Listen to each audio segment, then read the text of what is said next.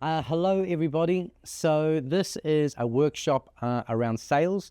Now, don't worry, the idea is not to turn you all into salespeople. It's about communicating in a way to help people say yes. And that could be clients, it could be colleagues, it could even be your kids. The idea is that we're going to go through this workshop.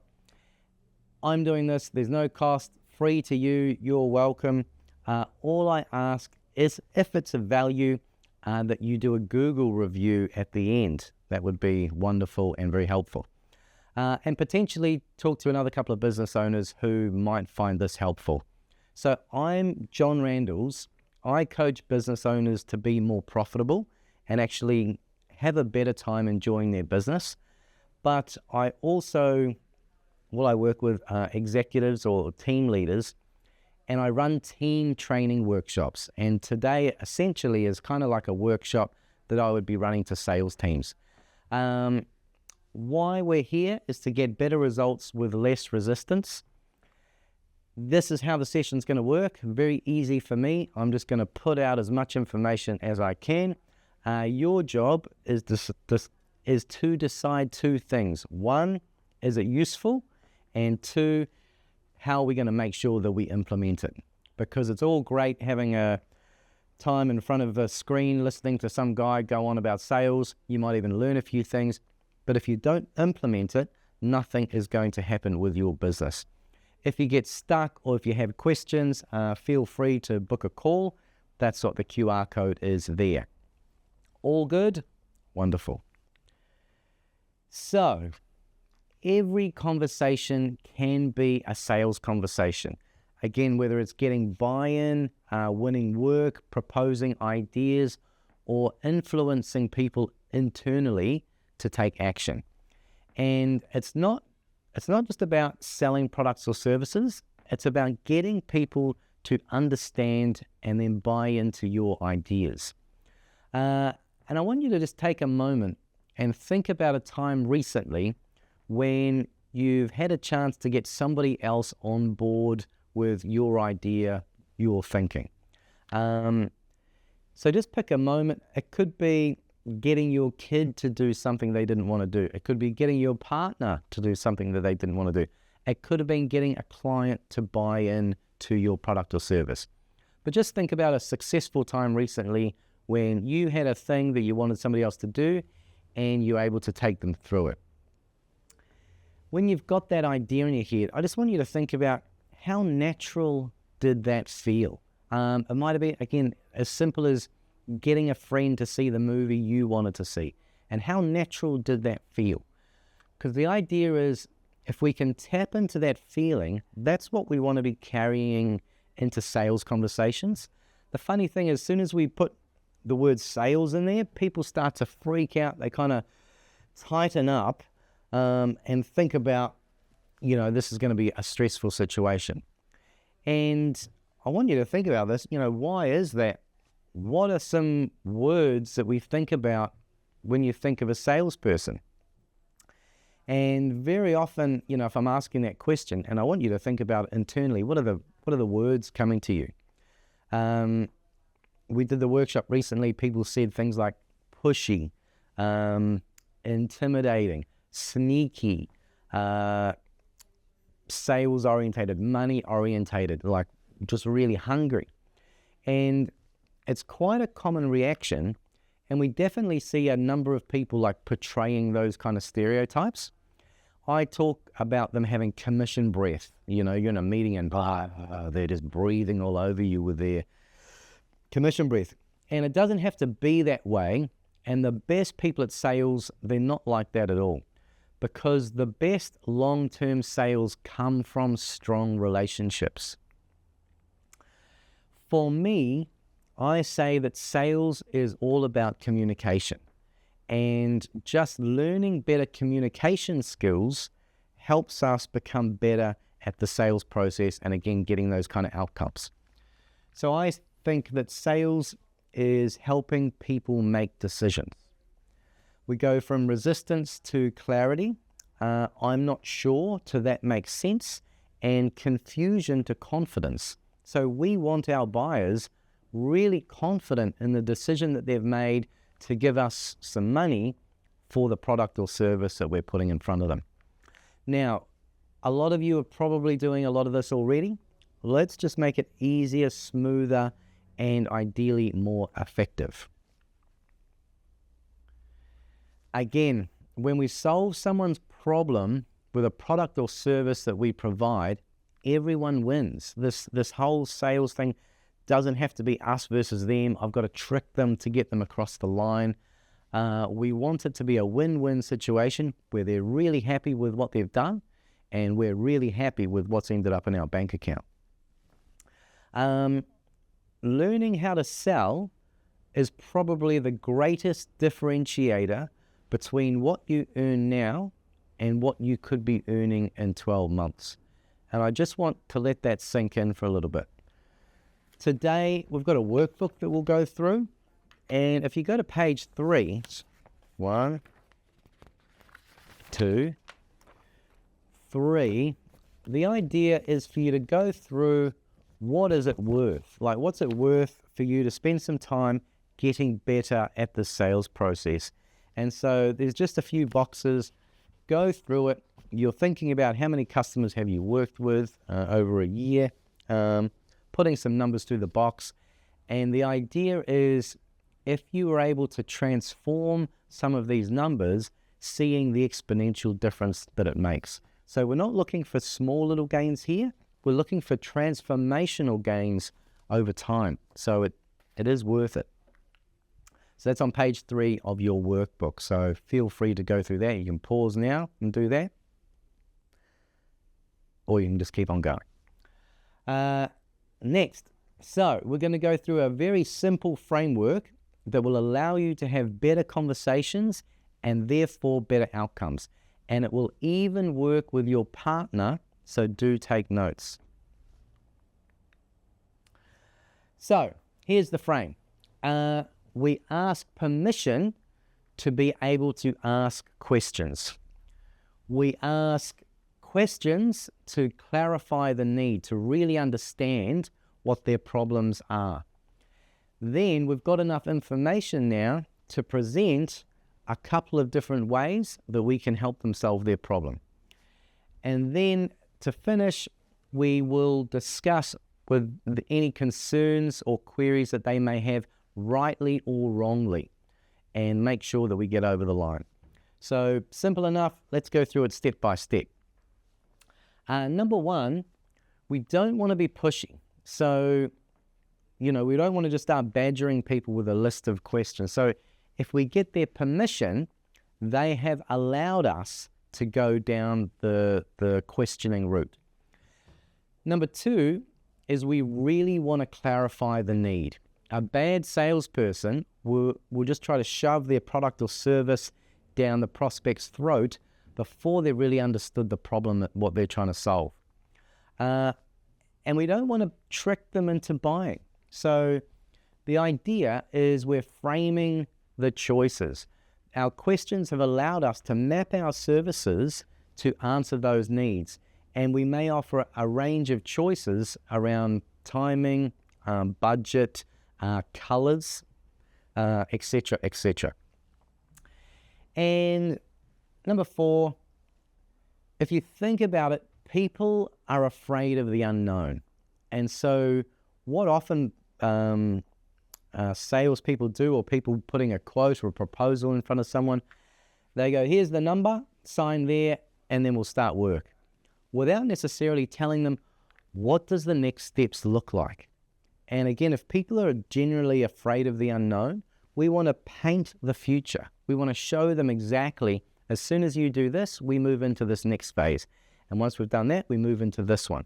And so, simply drawing a timeline or a Gantt chart is going to be super, super helpful, and it helps your prospect understand what those next steps are. So we'll get into it.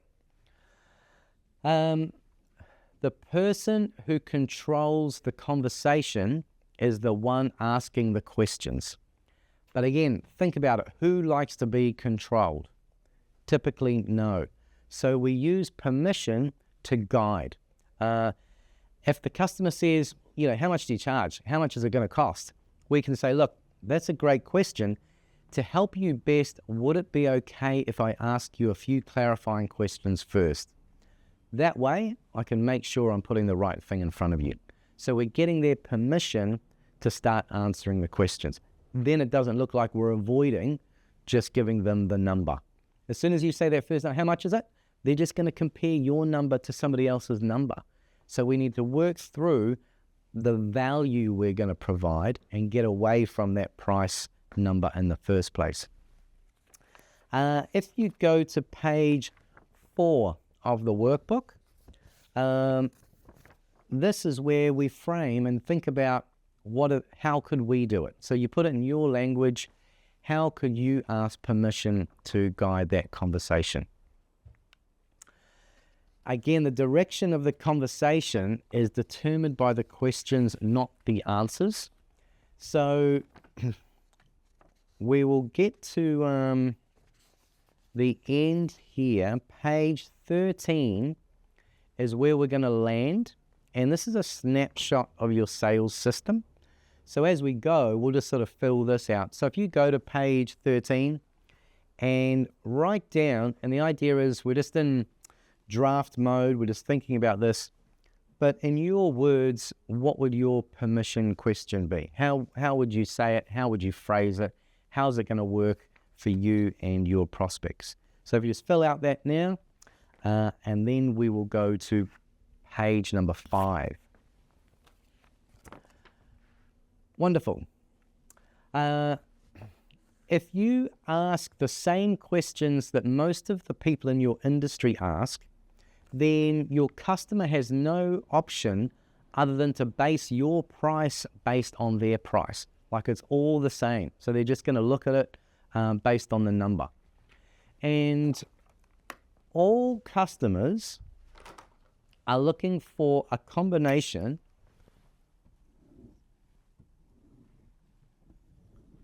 of best price. And this is what we often think that our customers are driven by. And it is until we start talking to them about quality and then service. So if you said to a customer, look, how important is price to you? It's really important, super important. Okay. And what about quality? Does it have to last? Is it something that you need to make sure this is once and done and you're not having to come back for it? Oh my God, yeah, that's super important. Okay, great. What about service? Do you need to be communicated to throughout the process? Do you want to make sure that there's no hidden errors or you don't find out something till late? Do you want to make sure it's on time and on budget? That's super important. So when we start talking about service and quality, the price side starts to become less of the biggest thing in people's mind. And studies say, I think it's only 18% of people are typically fully driven by the price once we start talking about these other options.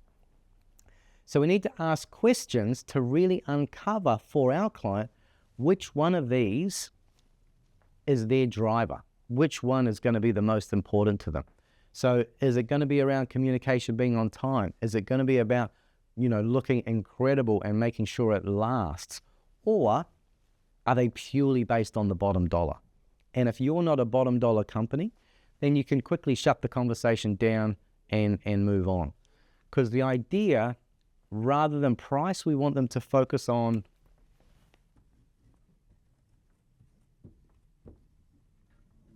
value. And so the value to them is going to be different dependent on their driver. So it's really important we understand what those are. Many sales discussions, they get these questions wrong because they just try to solve the basic customer needs with their product or service before they really understand what's driving them and what's behind them. We need to ask sufficient questions to get a quality answer. So page 5 are the basic questions that people in your industry will ask. For example, time frame, any special requirements, budget, stock standard, that's what we ask. But I want you to go to page 6. And we want to generate more questions and understand how much our customer knows about our industry, how much they really care about quality or service, etc., etc. And sometimes the easiest way to find these things out is by telling a little story. So thinking about a story of a bad client experience or something that you've seen in the market and how that could have been avoided. And so that would show an example of poor quality. Or how do other people in your industry get clients to overspend? So that's going to be a price thing. And then how would a client tell the difference between someone with good service versus someone with bad service in our industry? So we need to kind of educate them as to, don't buy I work with a fencing client who does PVC fencing. And, he beforehand, he was just selling, here's my plastic fence. Oh, you might want a wooden one. But until he started to talk about, look, one of the issues with the wooden fences is they're cheaper at the beginning, but they're going to cost you more over time. And here's why, and here's what it looks like. So as he's explaining that, he comes across as an expert. So he's not just poo-pooing the competition's price versus his. He's actually he's educating the customer into the market. So the idea here is, what are some stories, what are some questions that you could ask the customer that really starts to scratch below the surface and uncover those real needs, not just the surface one where they want a fence.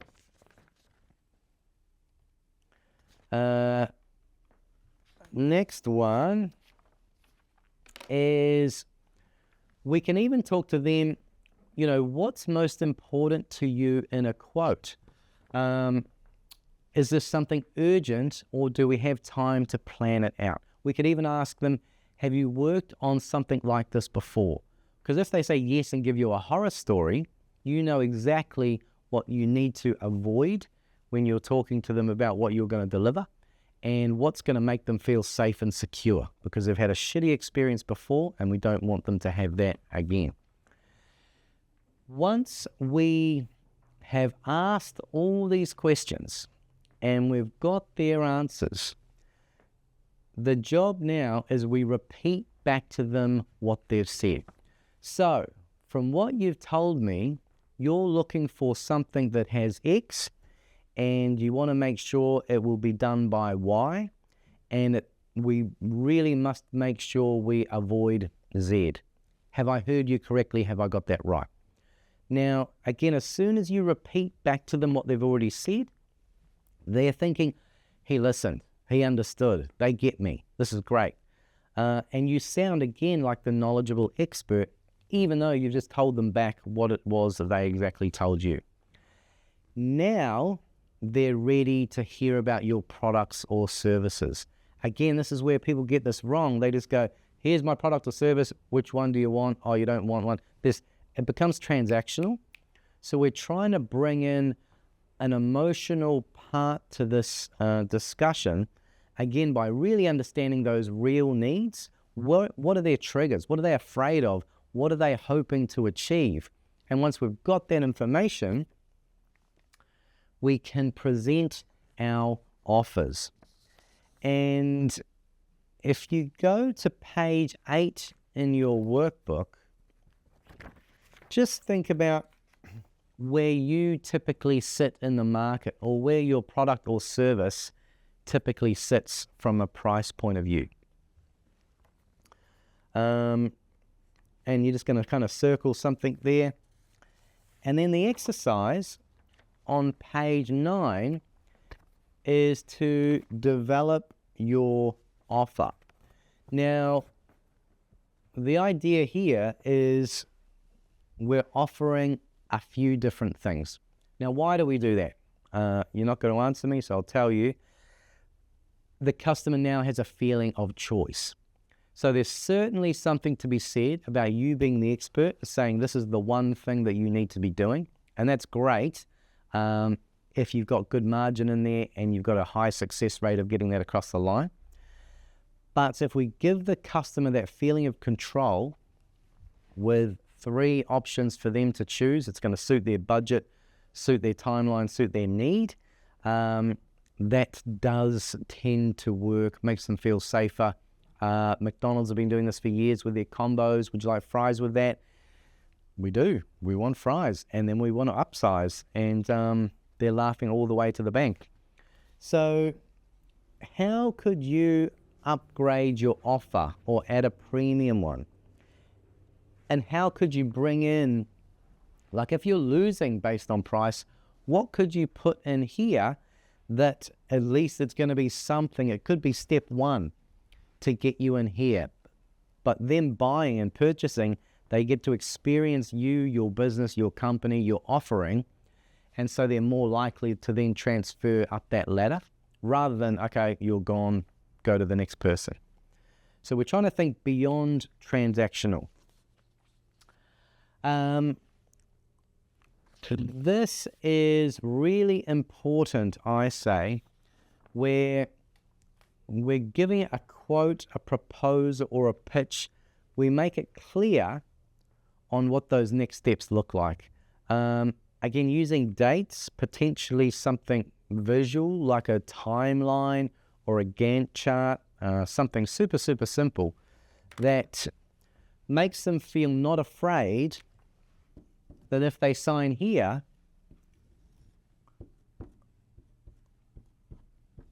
they know what's happening for the next 2-3 weeks, 3-4 months, 4-5 years, whatever it is. They can see it, they understand it. We've got dates in here, and it just gives them that comfort and confidence that they know what's coming. They know what's happening next, and they don't have to worry themselves about it. So this one is really important here. Sorry, that's on page 11 on your workbook. And then thinking about, your closing lines. So this is where most sales fall over. They do all the great stuff at the front, and now it's the sales part. So people freak out and they go, oh, now I'm going to be that sneaky person. I'm going to try to trick people. I'm going to, whatever all your concepts are around salespeople, this is where it falls over, because we must ask for the sale. If we just leave it hanging, people do have some inherent fear about spending money, making decisions, making a big decision. What you're offering or charging could be in the thousands, tens of thousands, hundreds of thousands, millions of dollars. So it's a big deal. And if you just leave it to the customer, if you stay passive, then their default position is to say no, because it's a big thing for them. So we need to guide them, and we must come up with an opening line that's going to suit us and make sure it helps our customer get across into that next phase.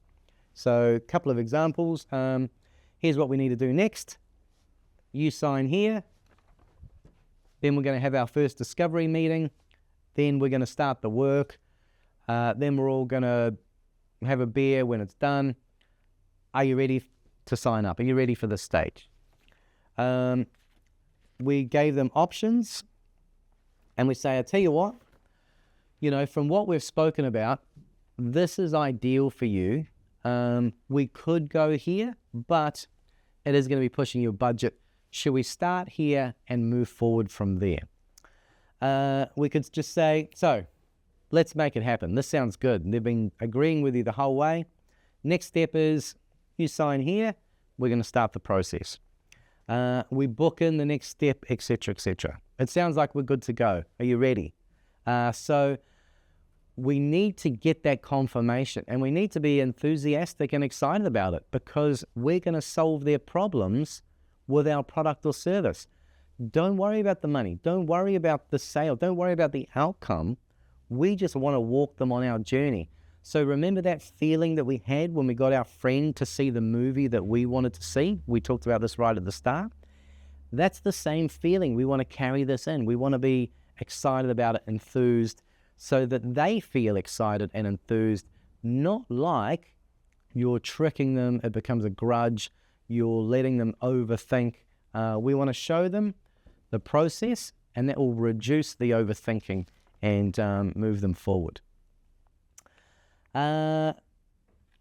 Finally, almost finally, so this sounds all wonderful, John, but what if they don't say yes, And again, a lot of people, they take the yes either personally the no, they take the no personally. They don't like rejection. They think that the customer said no, so that must mean that's it. Now, an objection is often a sign that people are still thinking. And so our job is to unpack what's behind it. And we can even go back to our permission question. Right, okay, would it be okay for me to ask, what is holding you back? What was it that we missed on the process? Because I just want to make sure that you understood. And if we don't come up with a plan here, we're always going to fall back into whatever we were doing before.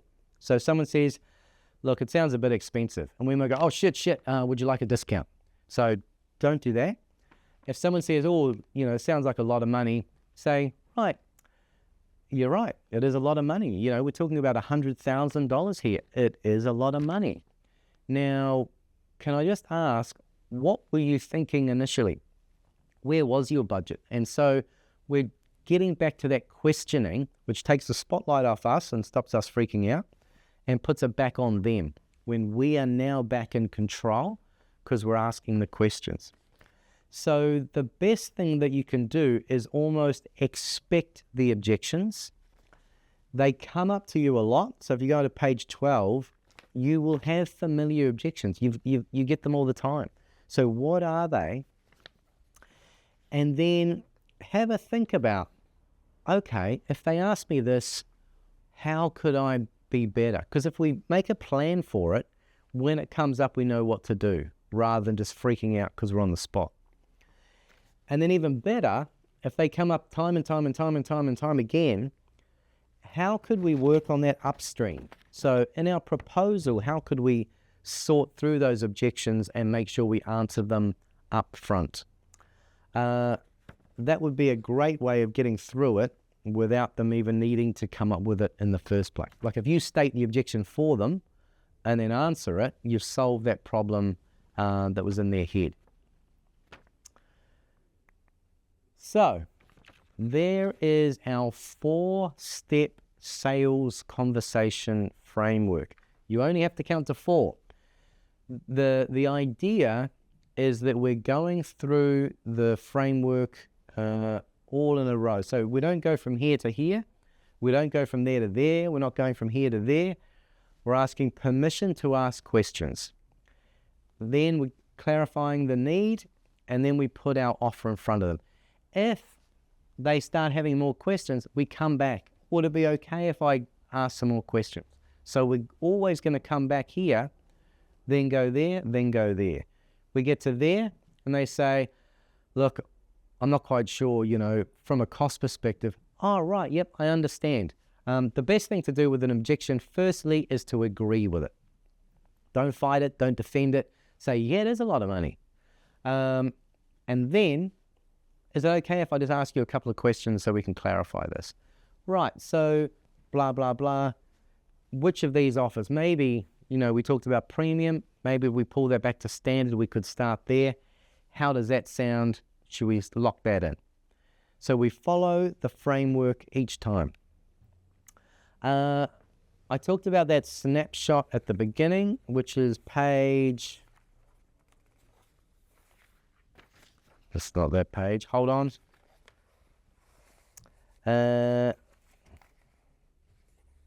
Hold on, everybody. I've got a pile of papers. Got it. No, hey, don't. Hold on, everybody. I've got it. Page 13. So what I want you to do is just think about this. Again, what could our permission question be?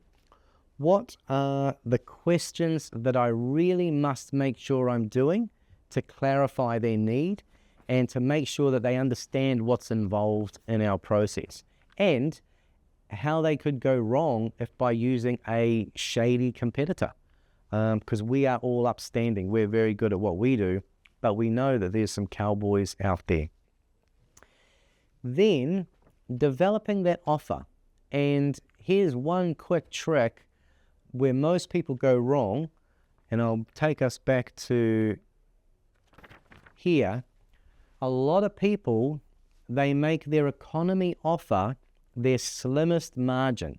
It's our cheapest product or service, and we just put that there.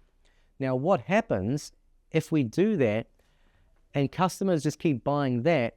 We end up with shitty customers paying us hardly, we're not making any money off this product or service. So we're actually losing out. We're unhappy. They're unhappy because they're not getting the best quality, but they're still paying money for it. And so there's no winner.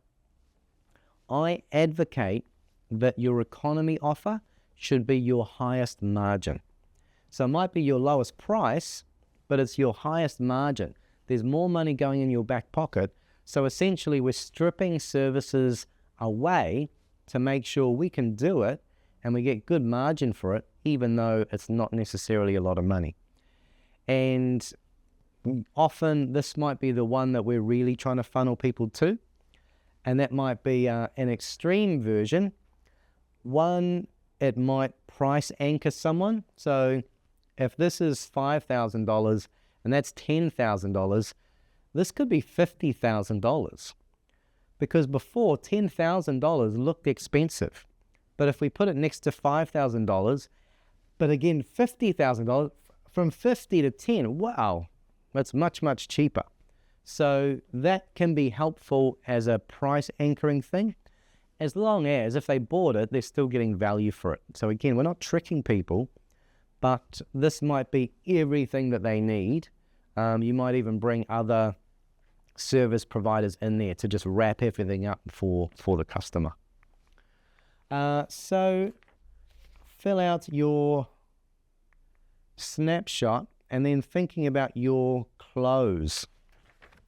What are you going to say to make sure people get over the line? One of these you're probably quite confident in, and one of them is probably going to be the one that you might struggle the most with. And so therefore, that's the area that needs work. So I just want you to think about, because we break up the whole sales process into that 4-step framework, where do you tend to fall down? And that's what's going to take most of your time to think about it. The best time to close is during the conversation, obviously. But follow-up matters as well. And so we use clarity and momentum to avoid endless chasing. So have a think about, what does your follow-up system look like on page 14? How would you rate it at the moment from 1 to 10? And then what are 2 or 3 things you could do to raise your follow-up system a little bit? I'll give you 2 thoughts here. One is the 72-hour rule. And you can say this to the customer. The chances of someone making a decision after, or to go ahead with something after 72 hours pretty much drops to 0, because life will get in the way. This might have been the biggest thing in their mind today when they sat down, went through the process with you. But in 3 days, their mum got sick, their dog ran away, a competitor brought something out, more news came through, the business has changed direction. And so what used to be a big part of what they were thinking about has now shrunk dramatically. So you've got that 72-hour window to really, when they're fizzing, to really lock something in. Something else I like to talk about is BAM FAM. BAM FAM, which is book a meeting from a meeting. So at the end of the proposal, you've given them the quote, you've given them the proposal, you've done the presentation, you've done your closing words, and they've said, look, we do need to think about it. And you say, no problem. And you tell them the 72-hour rule. And then, so that you take control, today is Thursday. What I'm going to do, Jenny, Bill, Simon, I'm going to give you a call on Monday, once you've had a chance to think about it. Does 11 a.m. suit, just to check in, see where you're at, and make sure you've got questions. So we're in control. We've created the time we're going to call them, because the biggest fear we have in follow-up is being annoying. But if we get permission to follow them up, it's in the calendar, it's been discussed, they've agreed to it, then it doesn't have that at all. And again, we are in the power because we know exactly when we're going to be able to call them. Now, again, maybe it's a Kiwi thing, it's probably a human thing, that after one or two follow-ups, we tend to drop off. And science, maths, people say that in the sales process, I think on average, it takes 7 follow-ups to get a yes. And that's an average. So a good sales system will have up to 14 steps of a follow-up process, because that's only the average. So if we want more sales to come through, then we really have to up our follow-up game as well, and do it in a way that suits us.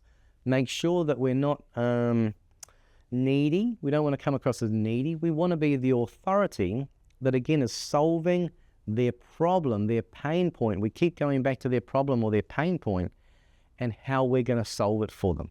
So it's not about our product or service. It's about them, their pain point, or the problem that they need to solve, and we're here to help them. And sometimes we need to chase them to help them because, people are busy. They have other things going on in their mind. BAM FAM, don't forget BAM FAM. So the whole idea of this workshop is to make sales not salesy. Like, again, I just really believe it's about getting better at clearer communication. So we want to be curious, we want to be helpful, we want to be confident, and we want to be clear. And just by doing that, when people trust us, they follow our lead, and that makes it easier to get our product or service and ideas across the line. Sales is super, super important. Again, it's one of the 4 foundations. There's only 4. We only have to nail 4 things to have a really strong, successful business. We need to have really good margins to make sure that we're not just busy, we're actually making some money out of this, and we're protecting the enterprise, our staff, the people that we work with, our customers, our suppliers, etc., etc. That's really important. Our team must be productive. If they're not, then we could have really good margins, but we're doing rework and stuff all the time. We're having to go back. The team are dropping the ball. They're leaving because they're bored. They're not being stimulated. So we need to have good systems in here. Marketing, we need to make sure that we're speaking to our target market, the people who are going to pay for our knowledge, expertise, product, or services, and not just passively wait for some tire kickers to come in and offer us the bottom price. And for all those things to happen, for us to have a strong product or service that's going to give us the right margins and make sure our team are busy and delivering to maybe a higher band of customers that we've been working with so far, we need to be able to get them over the line at the prices and the service level that's going to work for our business. So it's very important. You may have some takeaways. There's some place in the workbook for you to fill those out. Obviously, we're in a video here, so I would love to hear them. If you could send something through, the best thing you could do is think about that takeaway and add it to a Google review, please, if you got anything out of this session. So I really enjoy running these type of workshops. I really enjoy putting this kind of stuff out there. So if you have any questions, if you have any queries, if you want more, please reach out, and yeah, I would love to help. Thank you for your time.